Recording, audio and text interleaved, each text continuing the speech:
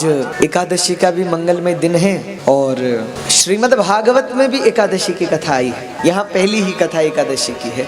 एकादश्याम निराहार समभ्यर्च जनार्दनम।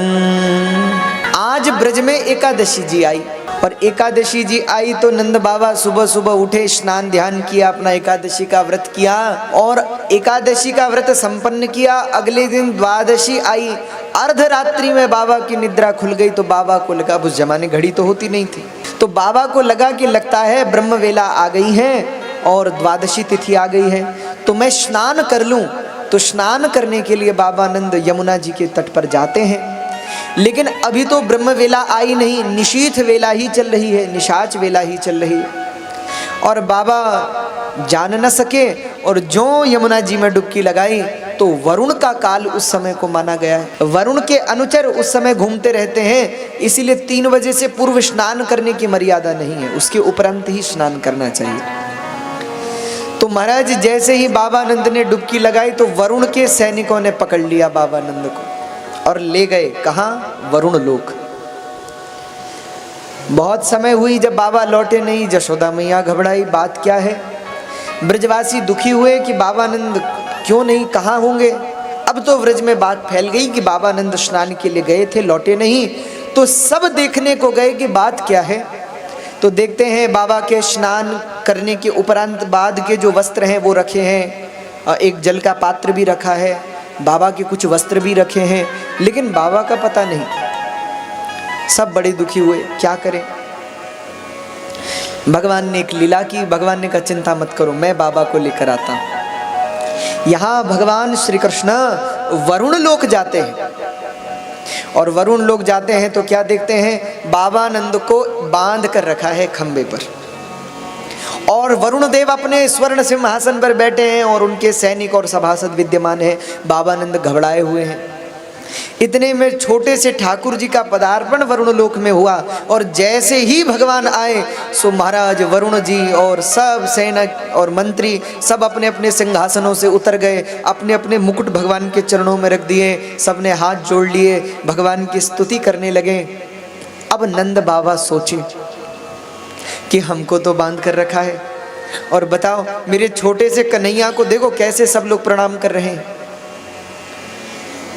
बाबा आनंद को आश्चर्य हुआ कि ये बात क्या है, लेकिन भगवान खड़े हैं। वरुण जी ने आरती की, पूछा प्रभु क्या सेवा है? भगवान बोले काम है। तो वरुण जी बोले प्रभु आप मेरा स्मरण कर लेते, मैं आ जाता, आप क्यों आ गए? पर आप आए अच्छा ही हुआ, मेरा घर पवित्र हो गया, स्थान पवित्र हो गया, पर आपका पदार्पण कैसे हुआ? भगवान बोले तुमने हमारे बाबा को बंदी बनाकर रखा है, इन्हें छोड़ो। वरुण जी ने जो सुना तो तुरंत नंद जी को खोल दिया, क्षमा मांगी, महाराज क्षमा करिए। अब तक तो बेचारे बाबा नंद घबराए थे, पर अब जब अपने लाला का प्रभाव देखा तो वो भी। तो वरुण देव जी बोले महाराज मुझे क्षमा करिएगा। नंद जी बोले पहले पता नहीं था आपको किसको पकड़ कर ला रहे हैं? महाराज गलती हो गई, बहुत भूल हो गई, हाँ आगे से ध्यान रखिएगा। महाराज बिल्कुल ध्यान रखूंगा। साहस आ गया बाबा को। यहाँ भगवान बाबा को लेकर के वरुण लोक से आते हैं और जब वापस लेकर के आए हैं तो ब्रजवासियों ने बड़ा उत्सव मनाया। अब यहाँ 2 बातें सिद्ध होती हैं। ये वरुण के दूत बाबा को ले जाते हैं, इसका अर्थ क्या है? एकादशी को हम सब लोग निराहार रहते हैं और रसना जिह्वा, रसना के आराध्य देव वरुण ही है और जब हम व्रत करते हैं तो जिह्वा बहुत परेशान करती है।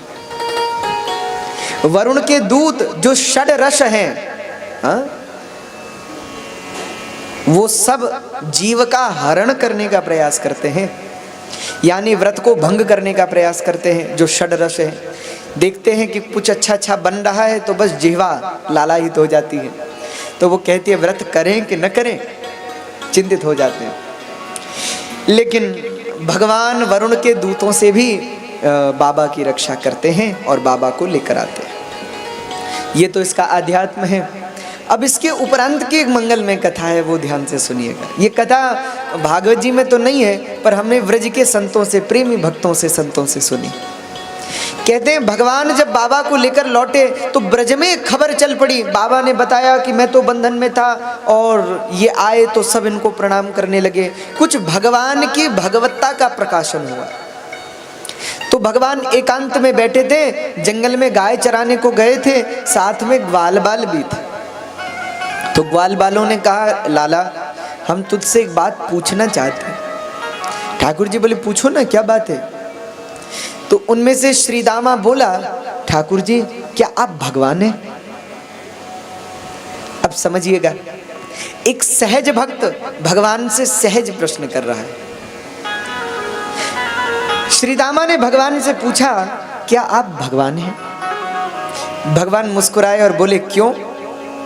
श्रीदामा ने कहा, व्रज में सब बात कर रहे हैं कि आप भगवान हैं, तो क्या लाला सच्ची सच्ची बोल, तू भगवान है क्या? भगवान मुस्कुरा करके बोले, हाँ। श्री राम और श्री कृष्ण के चरित्र में यही भिन्नता है।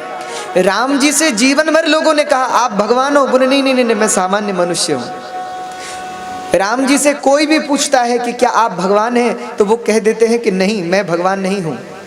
लेकिन कृष्ण का मार्ग जरा भिन्न है। उनसे कोई भी पूछता है कि क्या आप भगवान हैं, तो वो केवल ये नहीं कहते कि मैं भगवान हूं, बल्कि 4 कदम आगे की बात करते हैं। वो कहते हैं, सर्वधर्मान् परित्यज्य मामेकं शरणं व्रज, अहम त्वा सर्व पापेभ्यो मोक्षयिष्यामि मा शुचः। मैं भगवान हूं, मेरी शरण में आओ, मैं तुम्हारा कल्याण करूंगा। तो लोग संशयग्रस्त हो जाते हैं, क्योंकि ये बात 2 ही लोग कह सकते हैं। या तो जो सच में भगवान होगा वो कहेगा कि मैं भगवान हूं, और या तो जो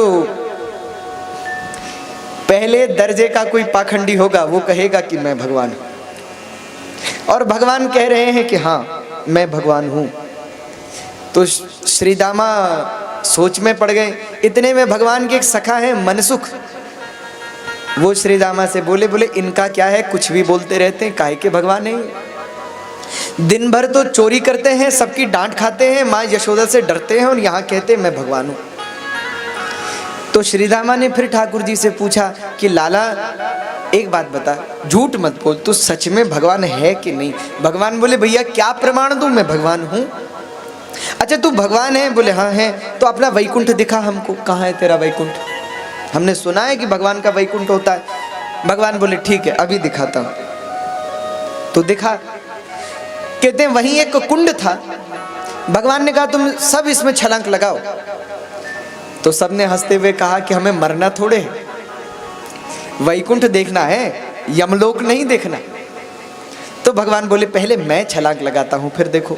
भगवान ने छलांग लगाई तो सबने भी छलांग भर दी उसमें। अब जैसे ही छलांग लगाई उस कुएं में, और जब सबके नेत्र खुले तो क्या देखते हैं कि वैकुंठ में।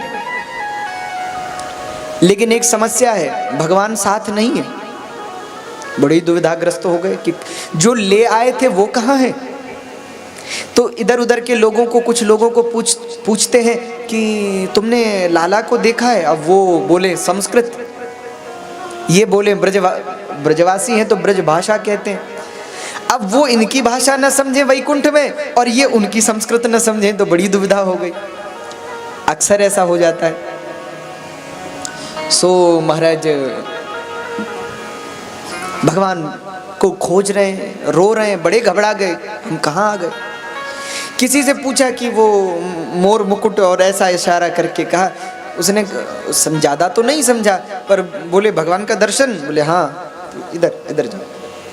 तो जहाँ भगवान शेष सैया पर पौड़े हुए थे वहाँ पर ब्रजवासी पहुँचे, और जैसे ही पहुँचे उन्होंने देखा मुख्य द्वार पर द्वारपाल खड़े हैं, बड़े बड़े देवी देवता स्तुति कर रहे हैं, सिद्ध महर्षि भगवान की आरती कर रहे हैं, माँ लक्ष्मी जी चरण दबा रही हैं, ब्रह्मा और शिवादि देव भी भगवान का वंदन कर रहे हैं। और भगवान शांताकारं भुजगशयनं, शांताकारं भुजगशयनं पद्मनाभं सुरेशं, विश्वाधारं गगनसदृशं मेघवर्णं शुभांगं, लक्ष्मीकान्तं कमलनयनं योगभिर्ध्यानगम्यं, वंदे विष्णुं भवभयहरं सर्वलोकैकनाथं।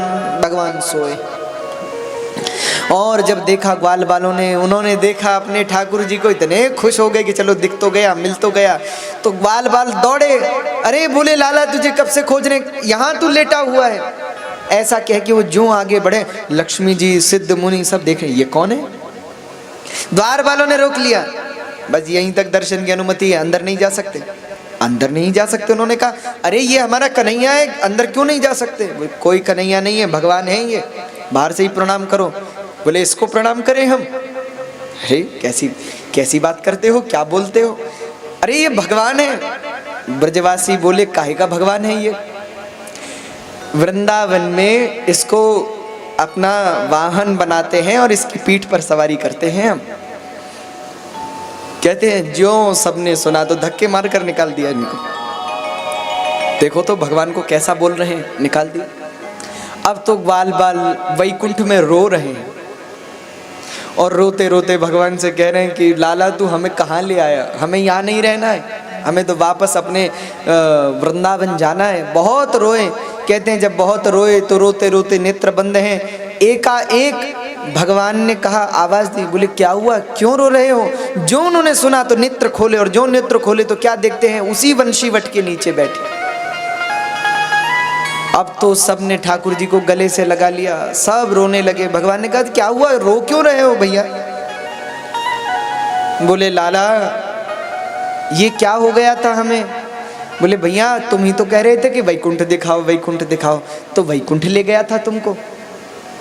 ग्वाल बालों ने कहा, और अच्छा भगवान बोले कैसा लगा हमारा वैकुंठ।